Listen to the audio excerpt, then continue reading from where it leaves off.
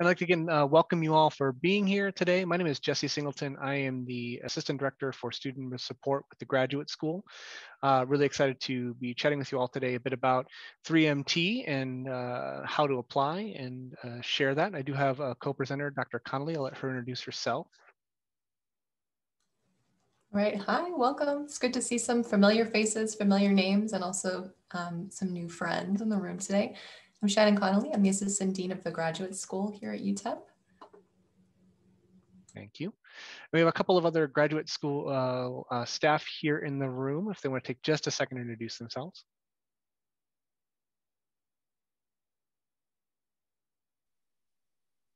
Hey everybody, nice to meet you. I'm Sal Dominguez. I'm a graduate assistant for the graduate school, and I'm also a PhD student in the Interdisciplinary Health Sciences program. Hi everyone, I'm Carla Hernandez. I'm an undergraduate assistant at the graduate school, and I'm a junior majoring in economics. Thank you, folks. And then we also have a special guest star.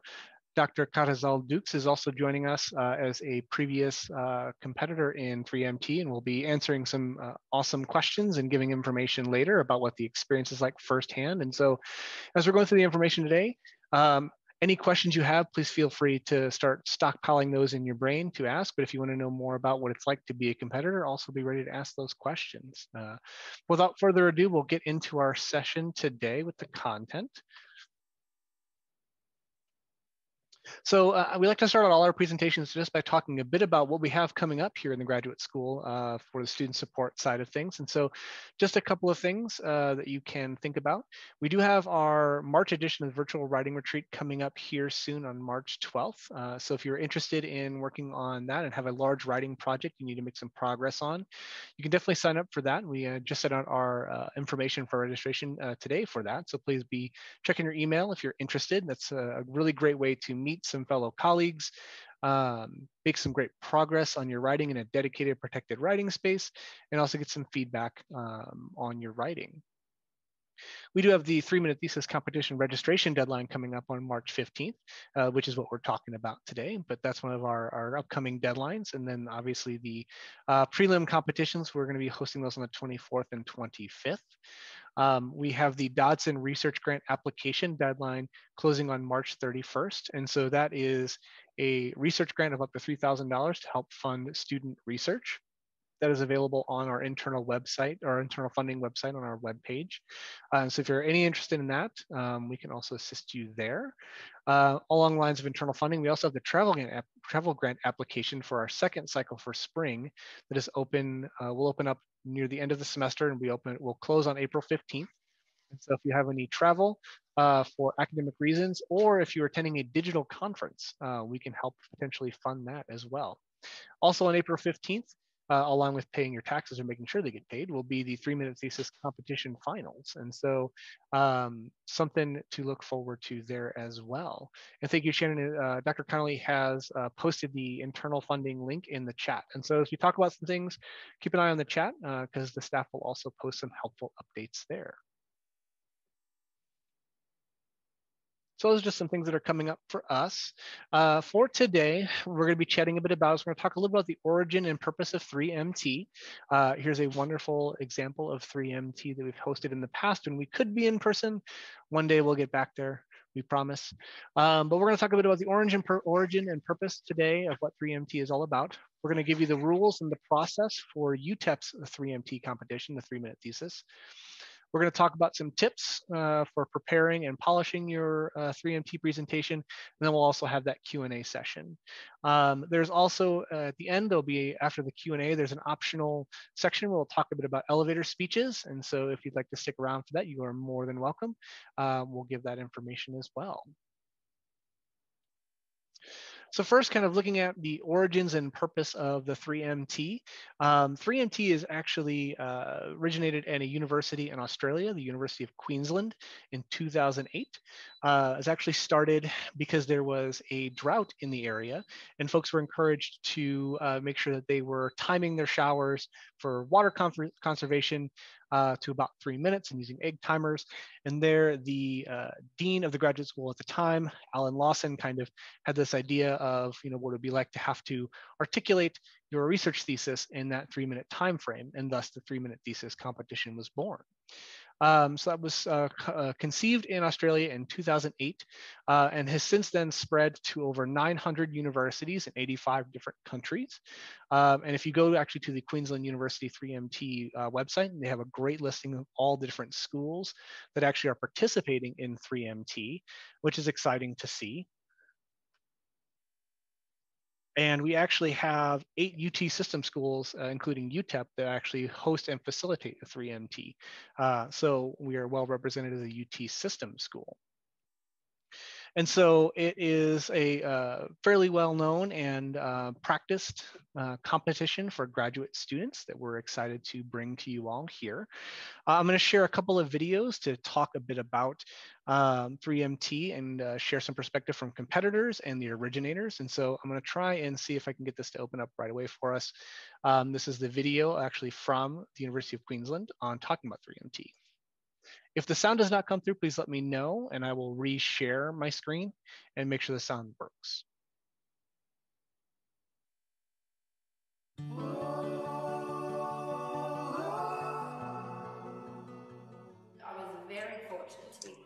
Here, but don't see video. I think you're gonna have to pick the screen. Fair enough. Thank you for letting me know. Yes, the audio sounds great though. That's great, yeah. So let me go ahead and unshare and reshare.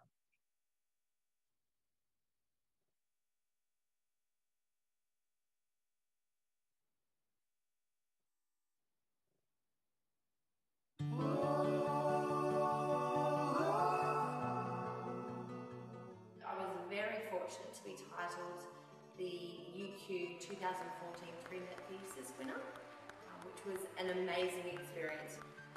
The opportunities that arise from doing the 3-minute thesis are something I could not have even imagined. So firstly, publicising the research was a really big point. Other collaborators heard what I was doing through the 3-minute thesis and they've approached us to work with us in the future.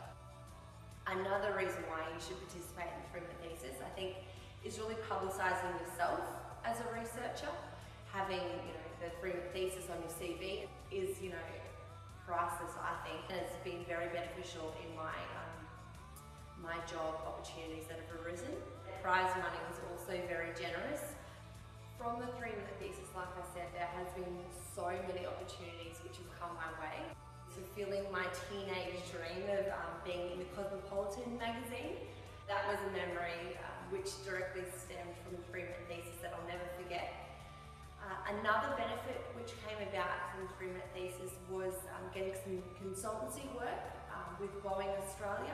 Some funders actually approached us after and had a meeting with us to discuss potential opportunities where they could financially help out with our second phase study of our research. And then of course the indirect benefits, so add a whole lot of different media interviews stemming from that, as well as the opportunity to write media articles for things like Medibank magazine, which is an area I really enjoy.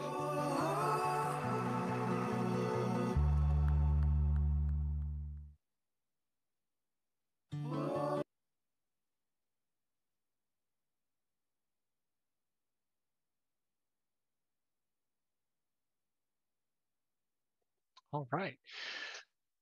Now that video, I know the audio quality is not great on that video, unfortunately, but it is directly from the Queensland University page and kind of talks about the advantages and the benefits of participating in the 3MT. I think it's really helpful to kind of hear from the originators a bit about what that experience is like. And as the presenter kind of chats about, there's that networking piece, that professional development piece that comes with 3MT.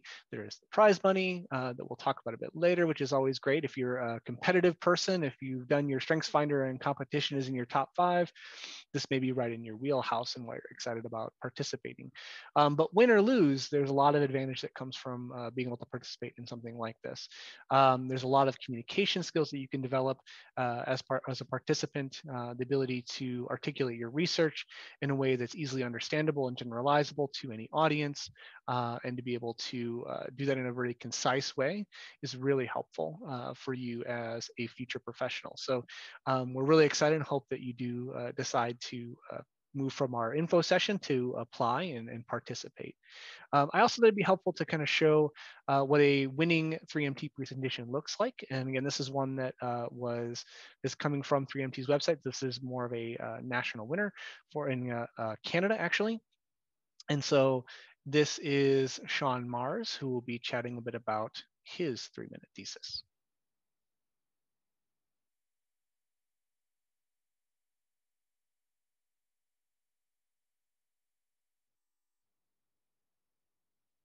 I also, to let you know, we did pick a recent winner that is also competing in the digital space as opposed to traditional on-stage presentation. And so we'll talk a bit later in our presentation about how this will impact you all as competitors and what it looks like from UTEP's perspective, which we compete over Zoom. And so this is not a one-to-one comparison of what your experience would look like as a competitor, but it is more similar than what it would look like in a traditional sense where you're in person on the stage.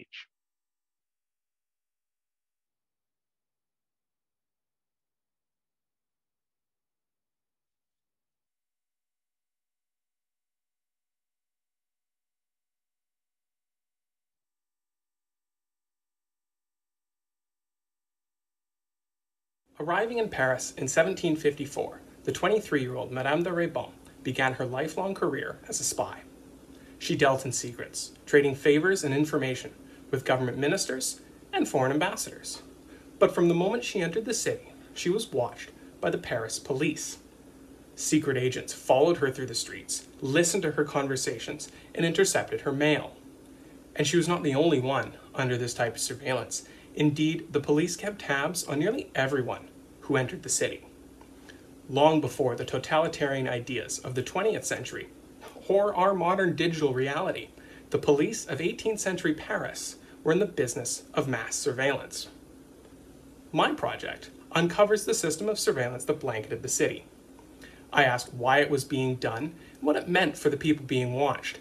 And in doing so, I've uncovered the 18th century origins of the surveillance state. In the case of Madame de Raybon, the police correctly suspected her of espionage and even hired her servant to inform on her clandestine activities. Now, despite this, she was never caught. But for the many others under surveillance, this system was so omnipresent that the famed intellectual Denis Diderot remarked that, quote, within 24 hours of arriving in the city, the police will know who you are, where you are from, who you are talking to, and why you have come. Indeed, I am uncovering the 18th century origins of the surveillance state in which the Paris police archived the daily activities of tourists, diplomats, and spies like Madame de Raybon. And in reading through this vast collection of archival documents, I've found that the police were intensely concerned with a threat that foreigners allegedly posed. And what's more, I've found that this surveillance incited resistance and even violence amongst ordinary Parisians who were either subject to the system themselves or forced to cooperate with the police by spying on their neighbors. Now, remember, this is not just a piece of historical fun. In our modern world, we are increasingly aware of the presence, the dangers, and the threats of mass surveillance. But this is all too often characterized as a modern phenomenon, akin to the government reading our emails, listening to our phone calls, Facebook, knowing everything we do and say, or the current conversation we're having around contact tracing of COVID-19. My project reminds us of the historical origins of state surveillance and finds that they originated not in the 20th or the 21st centuries, but in the 18th. My project also helps us understand why this was being done and what this means for us today. Because remember, Big Brother is always watching.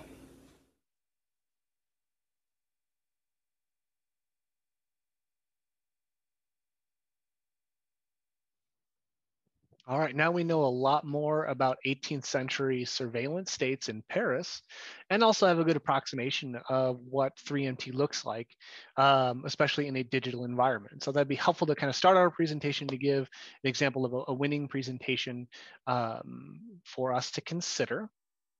So as we move in thinking about the presentation and what that looks like, we want to first talk about eligibility. And so are you someone that can this year participate in the 3MT competition? And so 3MT is primarily open to post-candidacy, PhD, and EDD students, and post-proposal MA and MS students completing a thesis. And if the 3MT committee at UTEP may approve a participant or other advanced student, or sorry, can approve the participation of another advanced student who's completing a major thesis project at the request of a faculty advisor. And so we're looking for folks that are at a later stage that already have data that they can present and some form of at least start of a conclusion. And so if you're at the very early stages of a program and you are thinking about research or have an idea for the research, you may not yet be ready for 3MT. This is something where you can present on some result. And so that is one of the eligibility requirements for 3MT.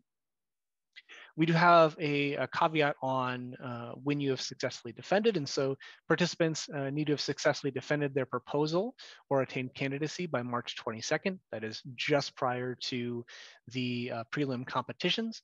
And in the event that a student reaches candidacy or defends after prelims, they will need to be successful in that defense if they are chosen for finals in order to participate. So these are the major eligibility requirements beyond being a student that we do place on 3MT.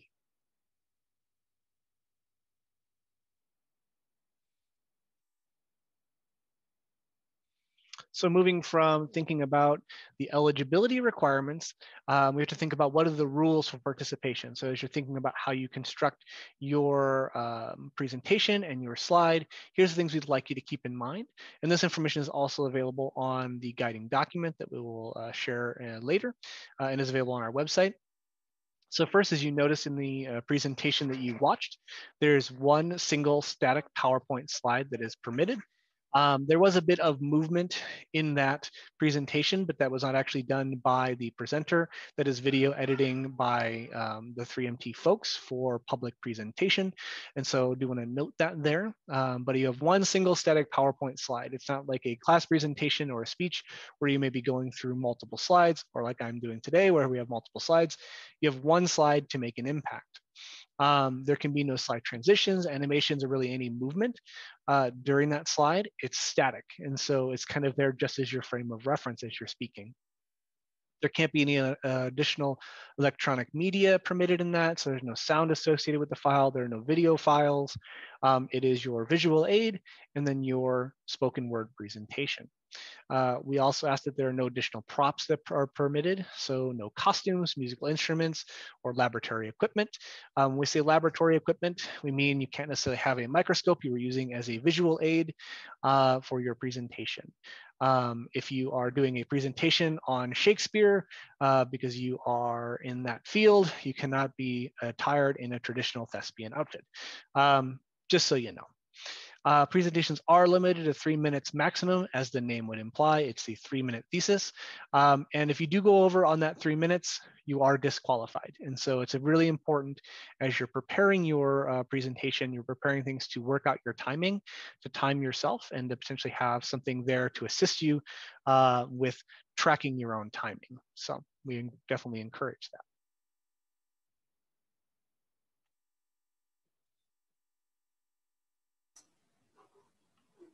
All right, and I'm jumping in at this point, right, Jesse? I'm not stepping Yes. on your toes. So to continue on the rules page here, I think that we've already made this pretty clear, but presentations are to be spoken word. So in other words, not a performance. This means that no poems, raps, or songs are permitted. You're going to basically write your script and practice, practice, practice. We'll talk more about some tips and strategies for committing that presentation to memory, but that means you're also not holding notes or looking at notes. Ideally, we won't know if you're doing that if you pre-record in the virtual space, but these are meant to be spoken word from memory with just that one single static PowerPoint slide as your visual aid. presentations commence from the stage. When we get to do this in person, there might be an actual stage.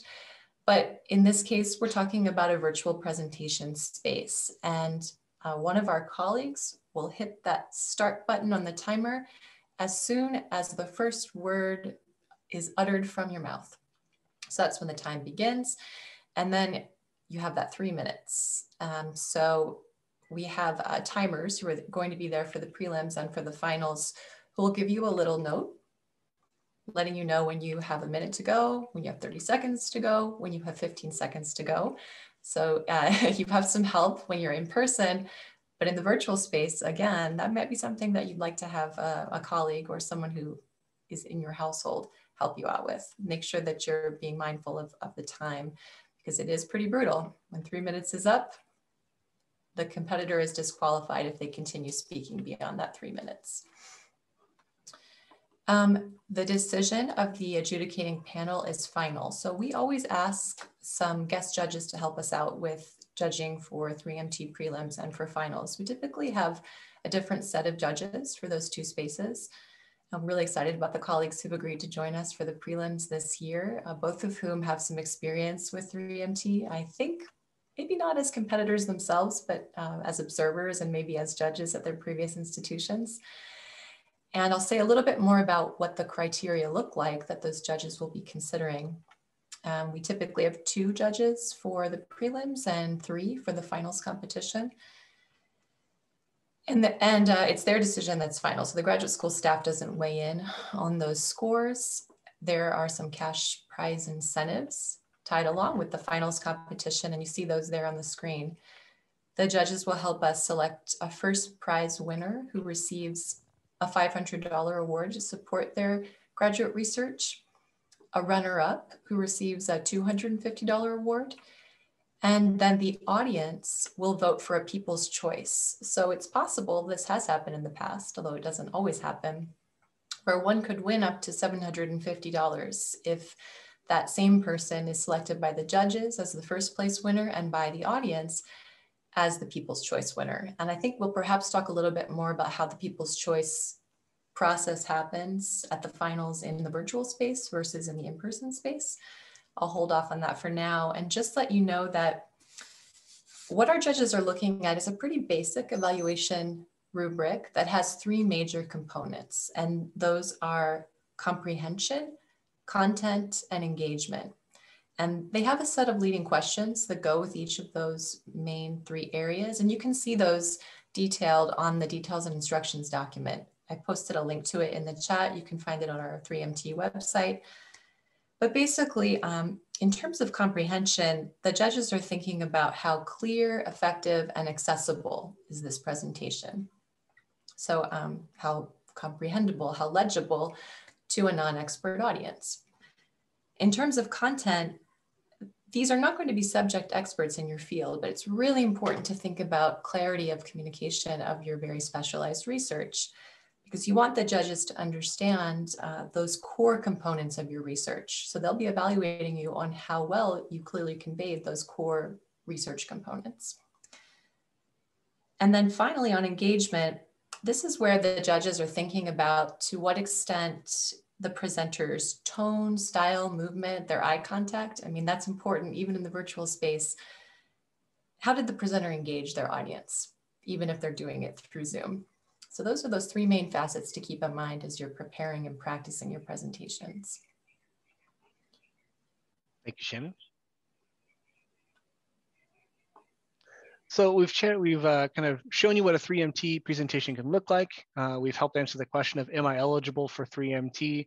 And you giving the basic outlines of the rules so you know how to compete. Now we're just going to talk a bit about what it takes from start to finish for a competitor, and so you know what the process looks like.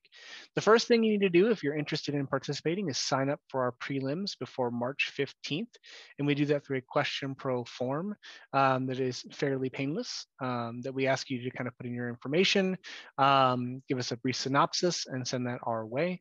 You're not necessarily tied to the descriptions and things that you use. It's not published in any way, but it helps to give us an idea of what you're presenting on.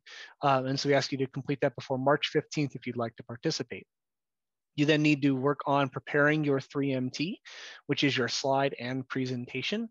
As we've talked about, you really need to make sure you're monitoring your times, practice that a lot, and really make sure you're on point and ready to go for the prelims. We encourage you to practice with your friends, family, peers, and get good feedback on your presentation. Really looking at how clearly you're conveying it, whether the information is something that's easily understood by someone outside of your immediate field. And so this is great if you have some peers that are graduate students but are in a completely different field than you. Giving a 3MT presentation is a great way to get that collegial feedback on, is this something that everyone will have an easy time understanding. Good also for them to look at your slide and see if that helps convey information without distracting from the overall presentation. So get that all polished, get that ready, and bring your A game to the preliminary competitions, which will be on March 24th and 25th. Those are going to be done via Zoom. And so we have kind of a preference area where you can indicate whether you'd prefer the 24th or the 25th, or either one is fine. For the competition, those are live via Zoom primarily, and so we'll schedule you into time, but there's also a space in the prelims for you to indicate that you're not available to compete on the 24th or 25th and interested in asking about participating via recording via Zoom. So we have definitely a lot of options available to you if you're interested in participating. And so we'll hold those with our 2 guest judges on the 24th and 25th. And then they will get constructive feedback as a competitor from the judges on your 3MT. And then hopefully you'll be one of our folks selected for an invitation to the final competition. So if you are the top competitors, you have a chance to come back and compete for that prize money. The prelims does not have prize money. It is just bragging rights and the professional development that goes along with it. But if you're selected for finals, you have the opportunity to hone that 3MT and make adjustments as necessary, continue to work on your presentation and your timing.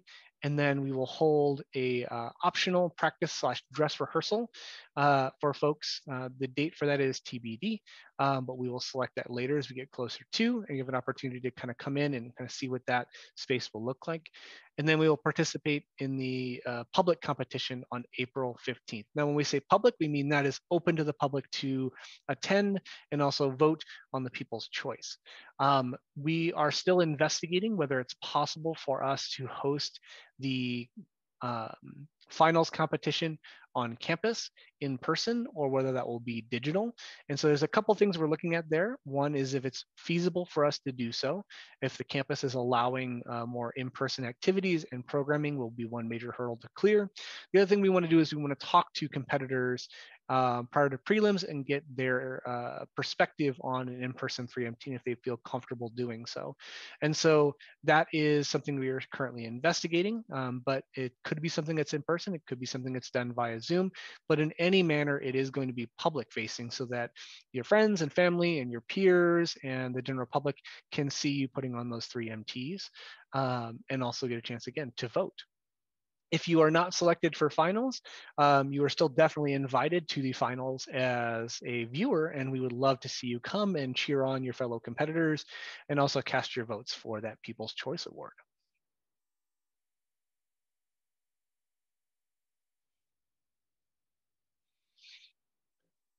So the last thing is looking at what our tips for success are. And so we really strongly advise everyone to read our competitors guide carefully. And after the session, we'll send out this presentation to our participants today, so you can review it and you can click on the links there. And the competitors guide is actually linked right there. It's also on our website under the professional development tab. There's a 3-minute thesis section where you can review the competitors guide, see a list of previous winners, and we'll continue to build out that site with pictures and kind of tell the story of UTEP's 3MT competitions. But we really strongly encourage you to make sure you take the time, review that in depth, and make sure that what you're bringing to the table meets all the criteria. We encourage you to invite friends, family, mentors, colleagues, and the public to the final so that folks can come and cheer you on and see all the great things that are happening in the graduate school. And so we encourage you to do that. And then we do encourage you to take advantage of the entire event as a networking opportunity such as you can. Now, we recognize a lot of things will be digital, and so that can be a bit of a challenge. But even in a digital space, there is opportunity for networking. And so we encourage you to look to take advantage of that.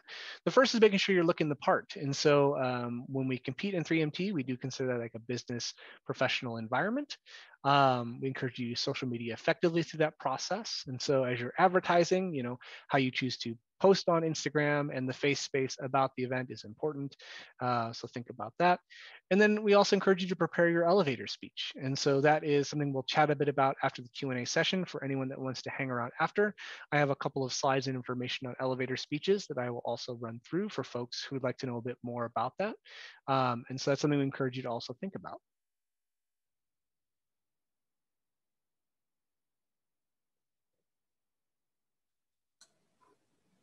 All right. Well, before we open up the floor to questions, and I suppose as part of opening the floor to questions, it's really my privilege and honor to introduce our guest star speaker who's joining us today. Dr. Elvira Carizal-Dukes is not only a current faculty member at UTEP and now a faculty fellow, joining us perhaps over on the administrative side of the house, but a previous competitor in our UTEP 3MT. And I'm going to share just a short bio that could go on quite a bit longer to let you know a little bit more about Dr. Dukes and some of the activities that she's undertaken since earning her PhD at UTEP just this last year. So Dr. Dukes, AKA Elvira Carizal-Dukes, is an assistant professor of practice and undergraduate academic advisor for Chicano Studies at the University of Texas at El Paso, where she earned a Doctor of Philosophy degree in Rhetoric and Composition in 2020, if I'm not mistaken. She earned a Master of Fine Arts degree in film from Columbia University in the city of New York, and a Bachelor of Arts degree from the University of Minnesota Twin Cities in journalism and Chicano studies, and a minor in theater arts. Her academic and creative writing and digital projects center the lives of women and racially and economically disadvantaged communities. Dr. Dukes is writing a digital project based on her research on Cholex's consciousness, which is the research she presented in part in 3MT last year. So if you have questions about that, I hope you'll feel free to ask her. She is also a comic book author, playwright, and filmmaker. Together with her husband, Ronnie Dukes, they started dukescomics.com, an independent comic book publisher whose mission is to create a positive vision for the future of Black and Brown people. Dr. Dukes proudly serves as a board member for Equal Footing, a nonprofit whose mission is to empower women to tell their stories. And I'm so excited that Dr. Dukes is with us today. I'm going to turn it over to her. And I would invite you to say a little bit, if you like, about your experience presenting your PhD research in the virtual 3MT space last year, which happened very fast at the last minute. I believe our competitors last year came into prelims in person expecting one thing, and then boy, did it change. We pivoted to a fully virtual final, which will look a little bit different than the finals will this year, but I think still that experience of preparing a 3MT and then doing it virtually can be really instructive to students looking to take part this year. So I'll turn it over to Dr. Dukes, if you'd like to say a little bit about your 3MT experience, and then we'll open up the floor to questions. Thank you, Dr. Connolly, and thank you, Dr. Singleton and the UTEP Graduate School, and everybody who's here today. You're already one step ahead, just by being here today to learn how to prepare for this. I did take a lot of time in learning about 3MT. And so one of the best ways for me to learn about it was by going on social media, on Twitter, and going to the hashtag 3MT. And just to see the sort of the history of this competition.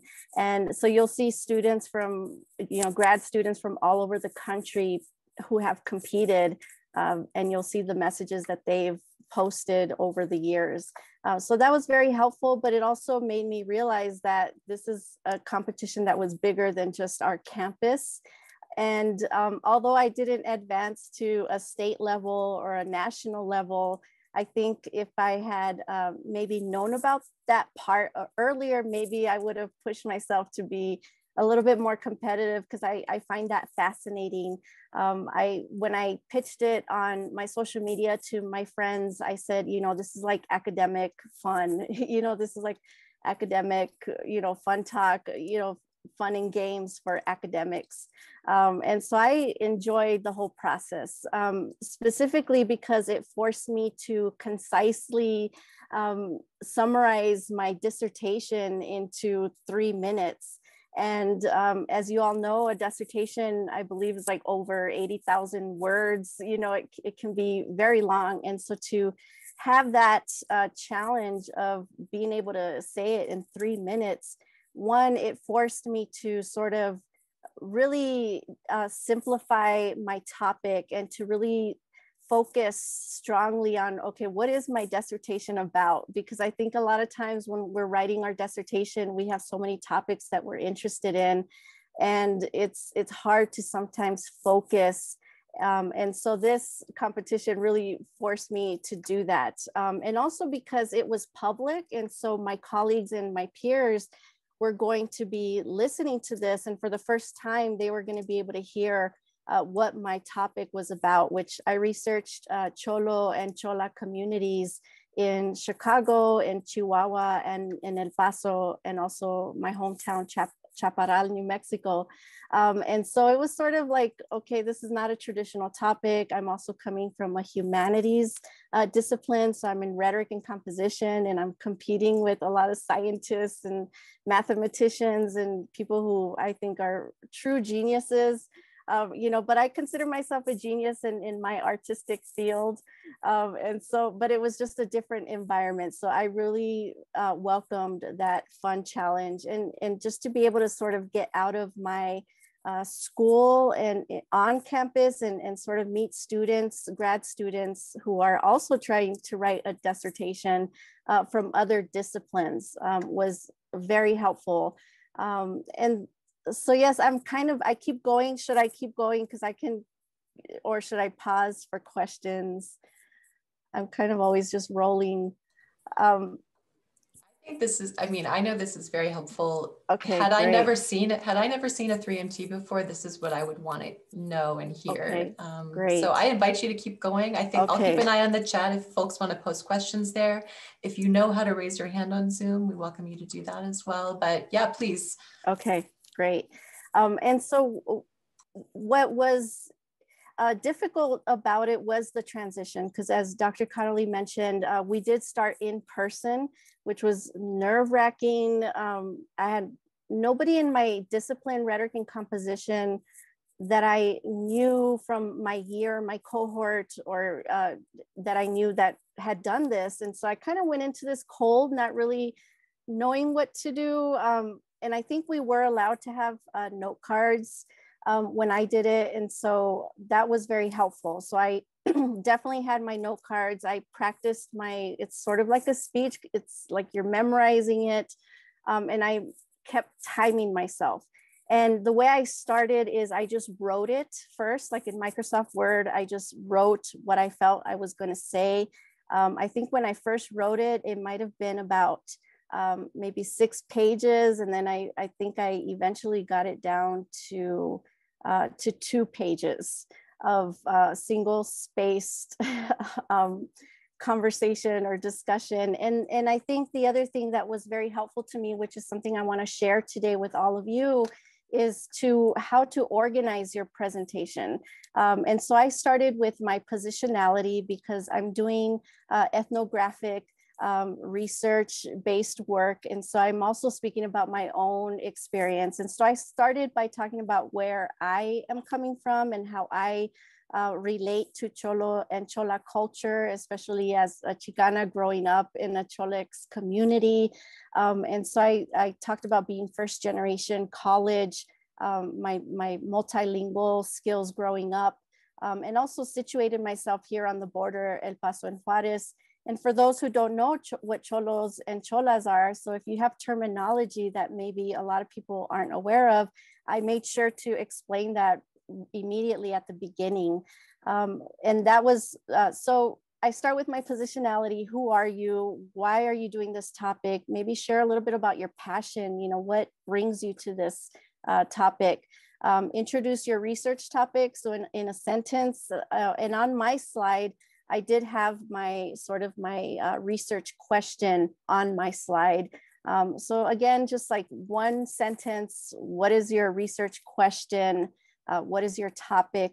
Pick an image that really says what your topic is about. So, you know, think about not just the written text that we're seeing, but also the visual. What is the visual telling us? And just by looking at your image, can we immediately tell what your topic is about?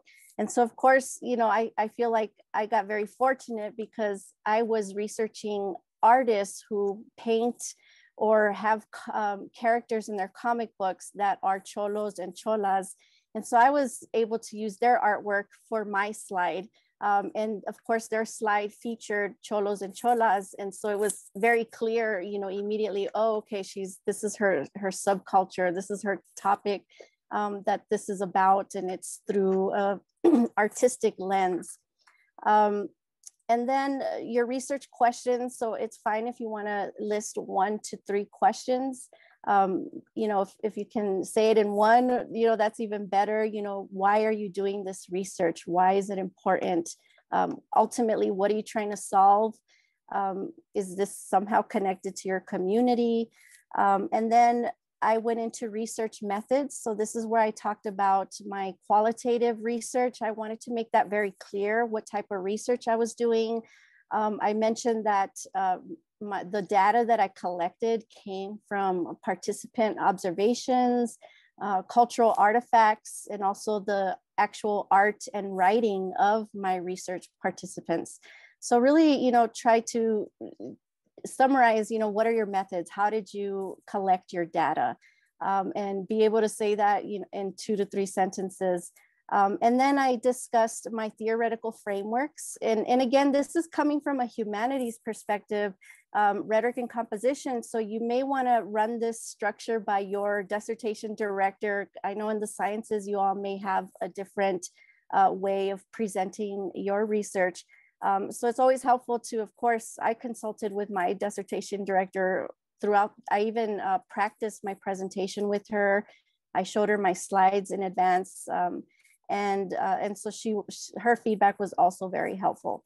And so theoretical frameworks, you know, what other scholars in your field are, you know, researching your topic, and how are you contributing to that topic? So of course I mentioned Chicana feminist epistemology, Latino critical theory. So immediately by even just saying those 2 theoretical frameworks, I think that it helps to create sort of this quick perspective for the audience, like this is how she's viewing this topic. And then you want to make sure that when you end, you talk about your implications to sort of summarize your topic. You know, the so what is what Dr. Duda in Rhetoric and Composition used to say. So the so what of your work, you know, why is your work important? You know, what is going to be the result of this work?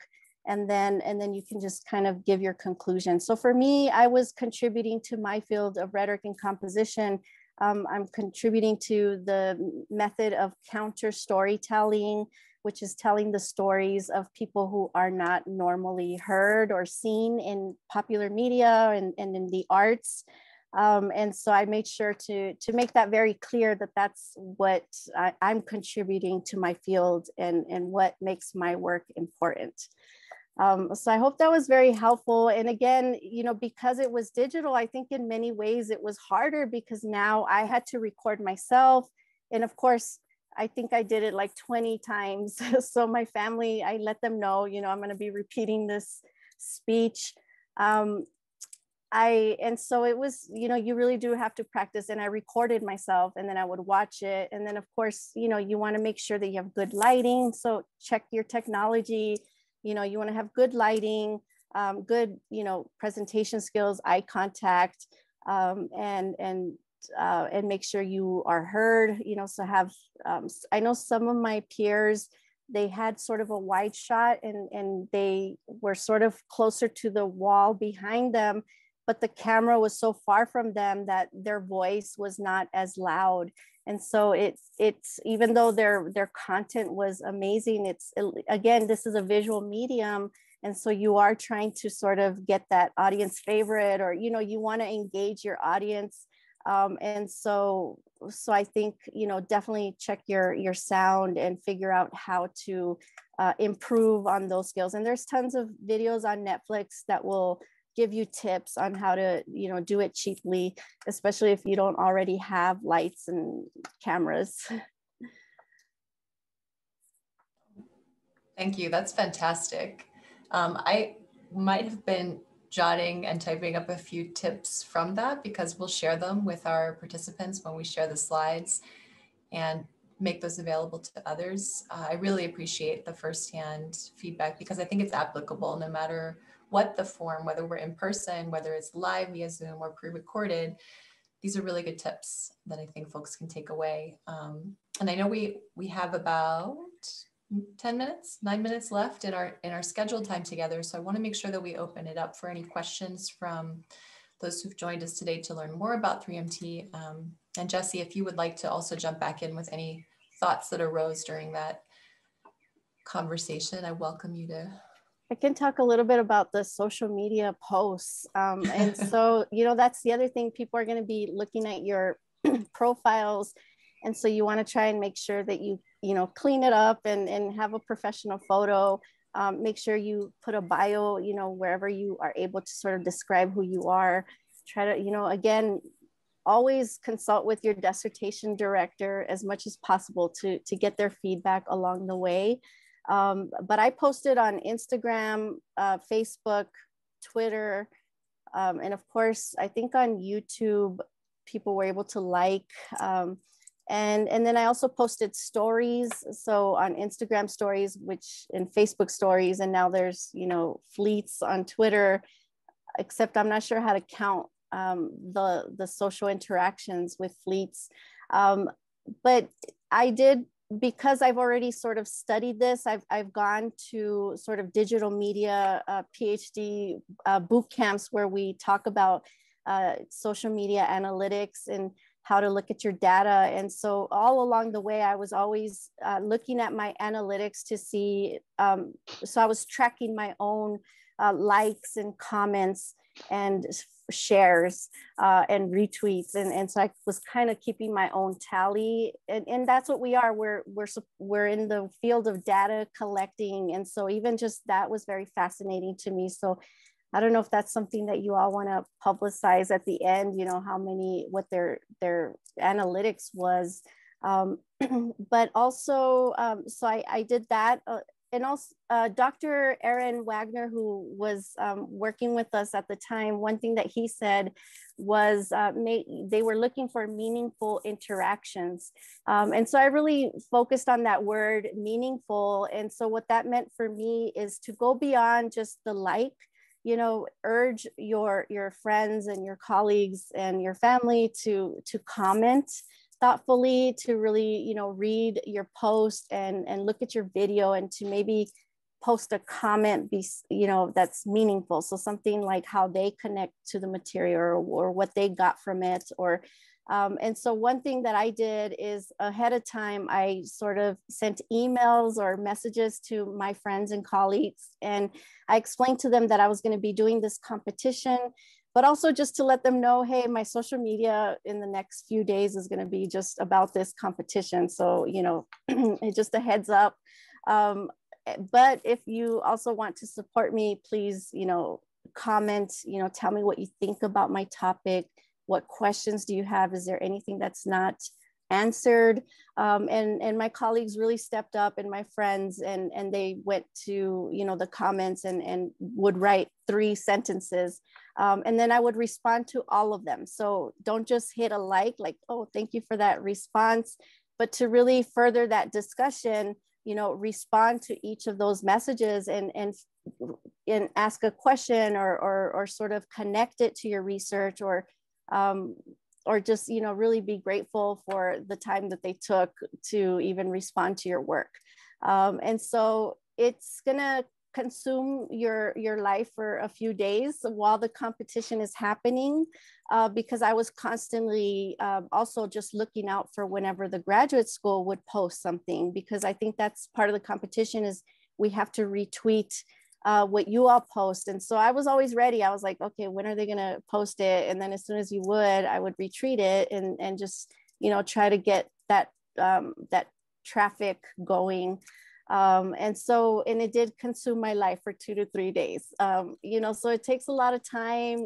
Because I was responding to people, and they were responding all times of the day, but it was fun, and I really appreciated the opportunity. I think it introduced me as an early scholar in my career. I think it defined me as, you know, what it is that I'm about. You know, I think a lot of people will sometimes ask, like, well, who are you? Like, who is Elvira? I know she's out there, but what does she do? And so this was an opportunity for me to sort of, you know, in 3 minutes, tell everyone what my passion is, what I'm researching, and what to look forward to as well. Very nice. Well, I think we also need to know that, but we need to invite you back for the social media professionalism workshop that we give from time to time. I'm delighted too that that was a result of last year. I think it remains as a little bit TBD whether or not the finals will look that way this year, because we're hoping that we can do it a little more live, even if it is a hybrid sort of live. And we don't want to take over your lives and your social media for days on end.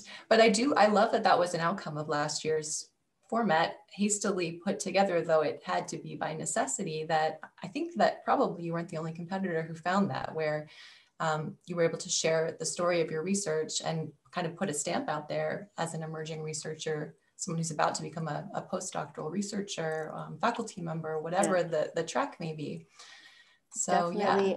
Yeah. That was also one of my favorite parts, was just connecting with this small group of my peers who were also in the competition. I think maybe there were about 5 of us.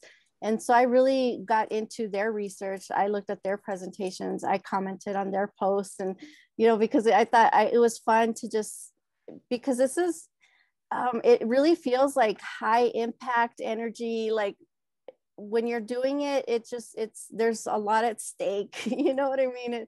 Because you're putting yourself out there, and so it's just, you really sweat a little bit, and you're out there. And so it was a great exercise for me. And like I said, as soon as I finished the competition, like I got straight into my dissertation, and I'm happy to say that I finished last year during the pandemic. I've yet to walk across the stage, but I think UTEP is working on that. We're hoping that we're able to have that in-person graduation at the end of this year. So.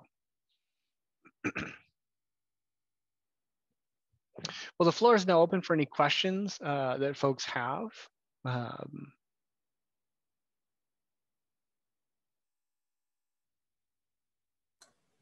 You go ahead if you want to jump in. I see your hand up there. Yes, thank you. I do have a question, because I think this year seems a little bit different from last year. So we don't need to pre-record our 3MB, and no need for social media posts for people's choice, right? Correct. So we have an option for folks that that need to pre-record because they're unable to attend the prelims. But our preference is going to be for folks to participate live via Zoom for prelims, and then the finals will also be live in some capacity. And we are hoping to handle the voting for people's choice also through live polling during those sessions.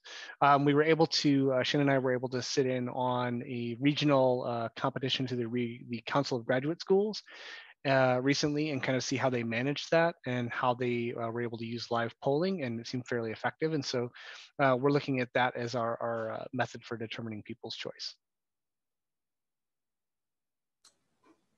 Okay, and I don't know if others have questions, but I just have one quick question. Mm-hmm. Yeah.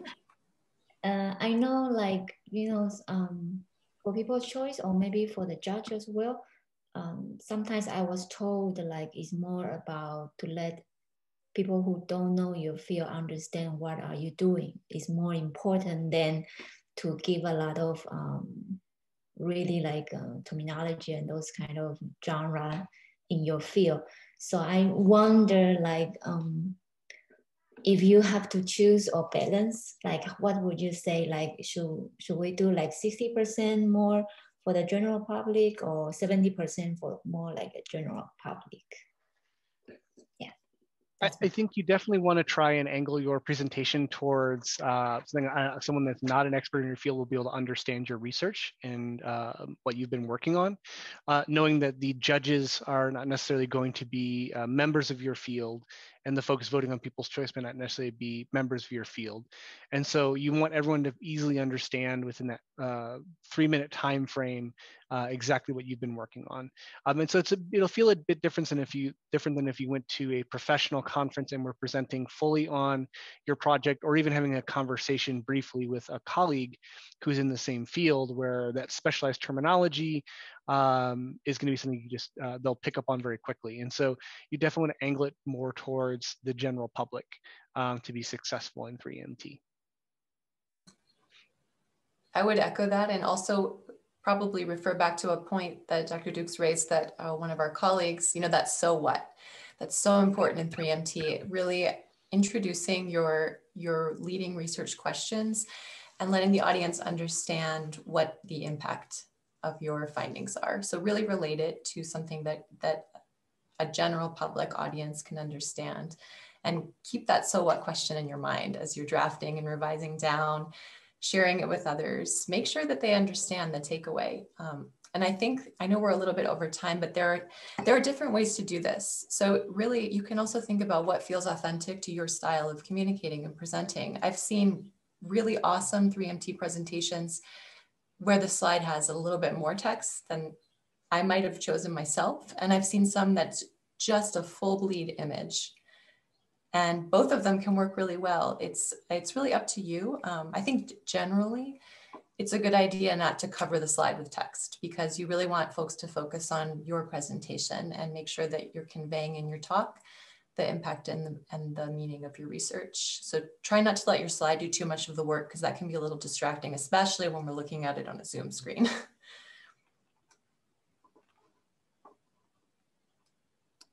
I appreciate it. Yeah. Are there any other, I know Dr. Connolly did mention we are really close on time, we're a little bit over. Are there any last questions that folks would like to ask?